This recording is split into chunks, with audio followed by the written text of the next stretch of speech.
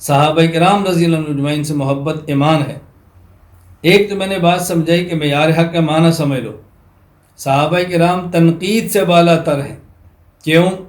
دنیا میں تنقید کسی بھی شخص سے یا اس کے غلط عقیدے کی وجہ سے ہوتی ہے یا اس کے غلط عمل کی وجہ سے ہوتی ہے۔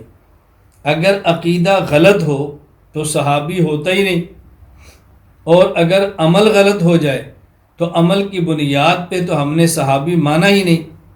صحابیت کی بنیاد دو چیزیں ہیں، نمبر ایک ایمان، نمبر دو رسول اللہ صلی اللہ علیہ وسلم کی صحبت۔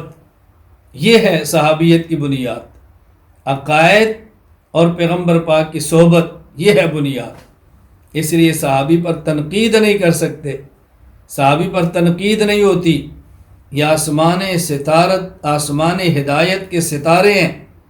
کوئی شخص ستارے کی طرح منہ کر کے ستارے پر تھوکنا چاہے تو تھوک واپس اپنے چہرے پر آتا ہے، ستارے تک پہنچ نہیں سکتا۔ جو آسمان ہدایت کے ستاروں پر تھوکنا چاہے گا اپنے منہ کو گندا کرے گا، اس ستارے تک تو تھوک جانی ہی نہیں ہے، نقصان تو بہت دور کی بات ہے۔ اس لیے یہ ذہن نشین فرما لیں، ہم نے صحابہ سے محبت کرنی ہے، پیار کرنا ہے، اور ان کی محبت اور پیار کو دنیا میں عام کرنا ہے۔